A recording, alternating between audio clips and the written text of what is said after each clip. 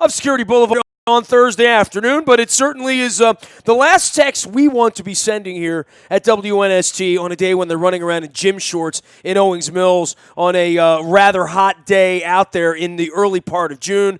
Luke Jones joins us now to discuss an ugly afternoon on a 30-minute. I guess you never know where bad things are going to happen, but certainly for Tavon Young, this is just really bad news for the Ravens on Thursday. It really is. And, instantly everyone's saying, well, it's a good thing the Ravens have the depth that they have at cornerback. And while that certainly helps, don't get me wrong. Having Brandon Carr in the mix, drafting Marlon Humphrey, they're in a much better position to sustain a loss like this in losing Tavon Young. But that doesn't diminish the significance of this injury. The Ravens were looking for him to be their slot corner. We saw him play so well as a rookie. You can make the argument because Ronnie Stanley missed time, because Alex Lewis missed time, that he was their most productive rookie in 2016. Started 11 games, played in all 16, really showed a nose for the football despite his slight stature. And the Ravens were looking for him to be their slot corner. They were looking for him to be that guy that was going to lock down whoever's lining up in the slot for the opposition. And if there's one spot in the secondary where their depth wasn't quite as good, it was that slot cornerback position. So, you can point to Marlon Humphrey, you can point to Brandon Carr, but those are outside corners. Jimmy Smith is an outside corner. So the question of who replaces Tavon Young, that's a little trickier. Certainly Ladarius Webb could factor in there, although him being 31 years old, I'm not sure that's the optimal alternative. The guy that we saw running in Tavon Young's place on Thursday, as I was in Owings Mills, was Maurice Kennedy, the seventh-round pick out of Virginia a year ago. Someone that they like, sixth-round pick, I should say, out of Virginia. Someone that they've talked about. They talked about him a little bit last year. They've talked about him from time to time over the offseason. He doesn't really look the part of a slot corner. He's 6'1", 193 pounds, but he had 3 interceptions on Thursday, albeit practicing in shorts. We get that, but was interesting to see that, to say the least.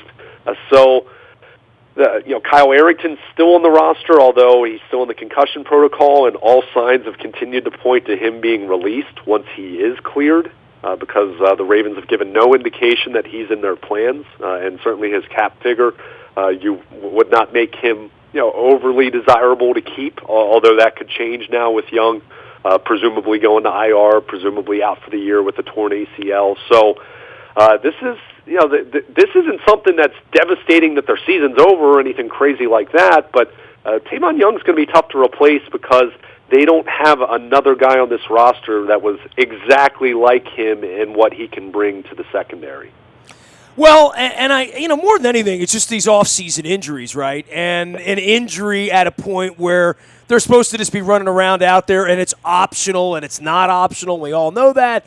But I think for the organization, and for him specifically, I'll give you a little story. I went and sat 5 hours with Mike Tomlin at a hockey game and had a couple of beverages and had some food and whatever. I don't know that we talked about a whole lot of football, honestly, about players or stuff like that. But I distinctly remember he and I having a Ravens-Steelers conversation sometime when the Caps were up 4-0 or 5-0, I'm not sure. It was a delicious evening until it all ended 2 days later. But through the conversation, the only thing I would even remember about our conversation is how much he thought of Tavon Young. I remember him saying, man, that little corner now, that kid's going to play, and I'm like, so of all the people that Mike Tomlin singled out to me hanging out over a beer in a hockey game, Tavon Young was the guy that stood out to him as, hey, that kid can play. So I know someone that's very happy he's gone. That would be Mike Tomlin, Marvin Lewis, anybody that's got to match up, because this was their weakness, and he was making a weakness into an alleged strength. It's the reason they drafted. They had the incredible, tragic death of another corner, earlier in February, March of last year, and they've done their best. Whether it's drafting Matt Elam, and you can agree or disagree, and even they would disagree, with that being a good decision at this point. But they've really tried to do things in the secondary, and it really has been kind of an unfortunate set of circumstances. I don't know what else there is to say when you lose a kid like this at this point in the year. Yeah, I mean, it's unfortunate. I mean, you said it, they're practicing in shorts. I mean, it occurred on the side of the field a little bit further away from where the media was standing, but he made a leaping interception, went to the ground, went to get up because he wasn't touched, wasn't like any kind of big collision or anything like this. I think he made contact with another player, but not a whole lot. I mean, nothing that would make you think something like this would happen. And his knee just kind of buckled. He went to the ground, fumbled the football. They didn't cart him off, which was surprising, but as they helped him off, and, it was the whole two guys, two staffers had his arms, and he wasn't putting much weight on the knee. I'm not someone who likes to speculate, but you could tell it didn't look good right away, right? Yeah. I mean, it looked like the training staff was testing the stability of the knee right on the field, which typically an ACL, almost instantaneously. I mean, it's not difficult to diagnose, regardless of how devastating the injury is. So, and John Harbaugh, when he brought it up after practice, he kind of just gave it we're going to have to see. He didn't try to downplay it. Typically, Harbaugh tries to do that, even if it's something they think is minor, like Rashad Perriman's knee injury 2 years ago. But that's, that's just another story for another day. But with Harbaugh not downplaying it, Tavon Young put out a tweet saying he was going to come back stronger than ever, and then you started seeing other players tweeting their support to him. You knew that this was heading down a bad road, and then the Ravens, of course, announced the news that he had torn his ACL. So really unfortunate. Well, they don't have a next man up for that position right now, as you've pointed out. He was there. He was their next man up. He was there. He wasn't some guy they were just putting in there. He was a guy that they felt really good about. Oh, yeah. I mean, this was a kid who, because Jimmy Smith got hurt, because Sharice Wright was so ineffective, because Gerard Powers didn't play all that well, I mean, he was playing outside corner. I mean, this guy was starting in the base defense. Now, he wasn't going to do that this year, most likely, because they signed Brandon Carr and because they drafted Marlon Humphrey. But he was clearly going to be their regular slot corner. And we know how important the nickel defense has become in the NFL. I mean, it's really become the base. A lot of teams run more nickel than they do base defense at this point because of the passing nature of the NFL. So he was going to play a ton, and it's interesting to hear Mike Tomlin have those types of thoughts about him, but it's amazing. 5'9", 177 pounds. When the Ravens drafted him, you kind of said, well, why they draft this guy? Is he going to be a return man for them? I mean, he's not big enough, and you saw him play much bigger than he looked as a rookie. I mean, really had a nose for the football, was always around the football, broke up passes, had a couple interceptions, and, he was well regarded. I think Pro Football Focus had him graded as their 26th best corner in the NFL. I mean, for a rookie fourth-round pick, that's really impressive. So, again, I don't want to make it seem like it's doom and gloom and they can't replace him. I mean, I still think their secondary is in good shape, but there isn't that natural guy to step in. I mean, Maurice Kennedy was the first one to get a look on Thursday. He looked really good, but you're also talking about a guy who didn't play a single defensive snap as a rookie last year, and he's a sixth-round pick. And he's 6'1", not really a prototypical slot corner. So, whether it's him, whether it's Ladarius Webb, whether it's maybe they do change their mind on Kyle Arrington if he can clear the concussion protocol. And again, I'm not exactly expecting him to be back. Whether they go out and find another veteran. I mean, they got Gerard Powers, right around this time last year. So, that's clearly something that's a concern now. And as much as they were looking at their secondary to be one of their biggest strengths, this was that one spot in the secondary that you'd look at their depth and say, not quite as good as you'd like it to be. All the other spots, I feel that they're covered pretty darn well.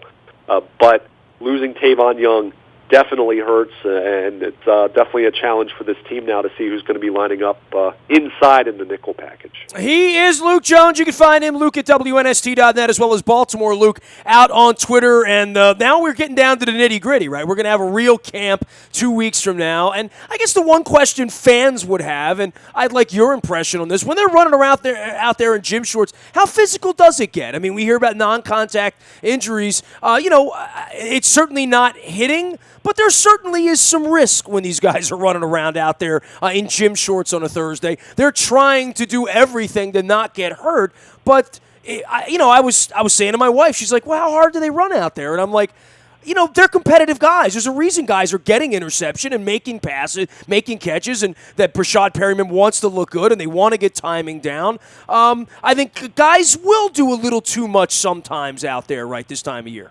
Oh, there can definitely, especially younger players. I can recall, I think it was Timmy Jernigan 2 years ago, or maybe 3 years ago at this point, being a little overzealous, against a veteran offensive lineman, and doesn't necessarily start a fight, but guys will get helmet to helmet, and you can tell some veterans get irritated with some rookies, and that's a challenge for the coaching staff. By the way, I mean, as much as you have guys that want to make an impression, they want to make a good play. It's not full contact, but you're right. There is some contact. It's not as though the offensive line and defensive line just meet and play patty cake at the line of scrimmage. I mean, there's some contact there. There's always going to be risk. I mean, Tavon Young, that was largely a non-contact injury or a little contact injury that he sustained. So anytime these guys go out on the field, yes, you want to take care of each other, and that needs to be one of your top priorities. That should be one of your top priorities even in training camp. I mean, that's why you don't go full contact to the ground for 2.5 hours every day. I mean, you'd have half your roster hurt. There's got to be a balance there between getting the work in that you need and taking care of your teammates. And this time of year, there isn't a whole lot of contact. There isn't a whole lot of scuffles that you tend to see in training camp. But it still happens every once in a while. And Tavon Young, it's the latest example why I understand why. I totally get why teams want players to be there, even though it's, quote, voluntary. But, when I see media criticize certain players for not being on the field this time of year, this is a perfect example. I mean, Tavon Young, he was going to be an important part of the defense. I don't need this happening to Marshall Yanda or Terrell Suggs at this point, right? No, well, exactly. Terrell Suggs, I saw him in the cafeteria on Thursday. He is not out there for voluntary OTAs, and you know what? I think it's a smart move. Marshall Yanda is recovering from a off-season shoulder surgery, so he's not available right now. But I don't see, if you have established players who know what they're doing, and I get it. These guys have a way different off-season than they used to. Plenty of hand-wringing about the CBA that was implemented in 2011. John Harbaugh has been very outspoken about it. He's not the only one. I'm not criticizing John, but there's very much a mentality of how important this stuff is from the coaching side of things. But then you see some of these injuries that occur. And, the Ravens have been pretty fortunate that they haven't had many of these spring kind of injuries, and that's what this is. I mean, it's June 1st when Tavon Young went down. Still 7 weeks away from training camp, 7.5 weeks away from training camp. But you just wonder how much of it is really worth it when you are putting some valuable players at risk. Fringe bubble guys and young players, and and I guess Tavon Young would fit into the young player description, but those guys, I get it why they need to be there for OTAs. They're trying to make the roster. They're trying to make a good impression, but we knew Tavon Young was going to be an important part of this defense this year. You still ask yourself, what's the path of least resistance? I get it. These guys have to get their work in.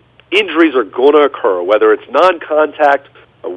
Dominique Foxworth tore his ACL in a walkthrough on the eve of training camp in 2009, 2010, I guess it was.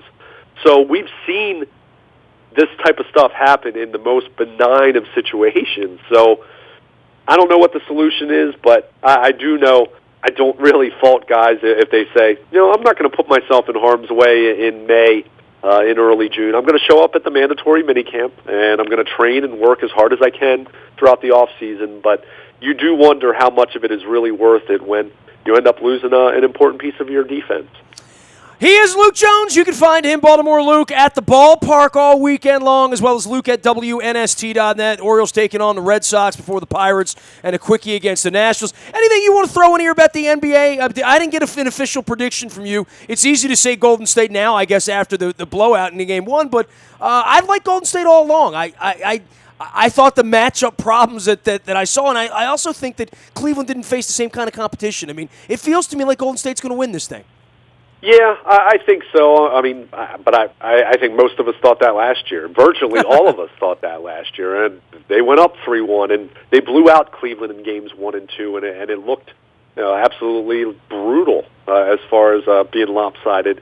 I'm rooting for Cleveland mainly because I've after disliking LeBron James when he went to Miami, but I've really had a newfound respect for him returning to Cleveland and the way he's conducted himself since that infamous decision. Come on, you don't want to see happy people in Cleveland, do you?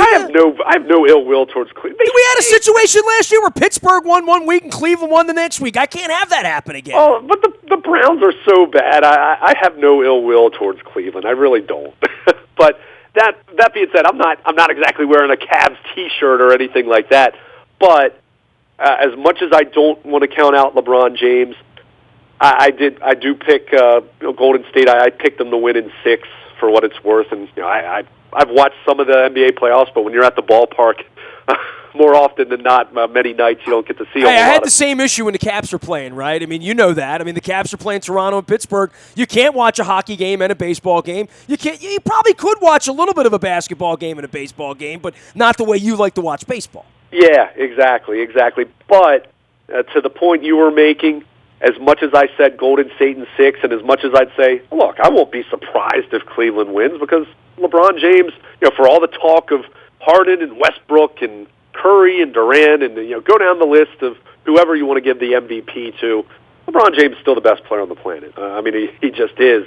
There's the whole he's not winning the MVP every year because the media feels obligated not to give it to him every year. But he also really only plays hard in about 50 or 60 of the games instead of 80, right? I mean, let's call it. A lot of guys do that now. I mean, that's a different discussion for as far as the NBA and resting players.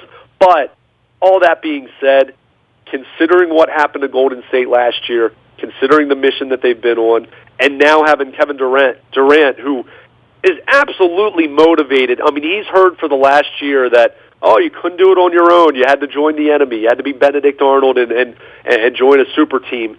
You know he is motivated to not only win, he wants to be one of the main reasons, if not the main reason, why they do win. He doesn't want to be along for the ride. So you have a motivated Kevin Durant. I would not be shocked if you see Golden State end up steamrolling. But, again, don't count out LeBron James. I've seen him, especially what he did last year in that series, coming back from 3-1 down. But you do wonder if Golden State's on a mission this year after what happened to them last year. All right, you can go find him at the ballpark all weekend. The NBA heating up. We're trying to keep the Stanley Cup out of Pittsburgh this weekend. I'll be monitoring all of that. You can find me out in the Bayou Toyota Audio Vault 24 hours a day from anywhere in the world on your mobile device. Just download the TuneIn Radio app, and we do come in wherever you go and wherever your mobile device goes. Don't forget, I'm out on Facebook, Twitter, LinkedIn, Snapchat, Instagram, streaming live on our Facebook as well as our YouTube WNSTV channel. Our morning newspaper will deliver all weekend to your email inbox at 7 a.m. It is free to sign up at WNST.net, or you can toss me a note. If there's any breaking news, that will happen first on the WNST text service. That's all brought to you by Coons Ford of Security Boulevard. Good to be back in the cockpit watching some baseball this weekend and getting ready for summer around here. Maybe get down the ocean before it's all over with. We are WNST.net, AM 1570, and WNST Towson, Baltimore, and we never stop talking Baltimore sports.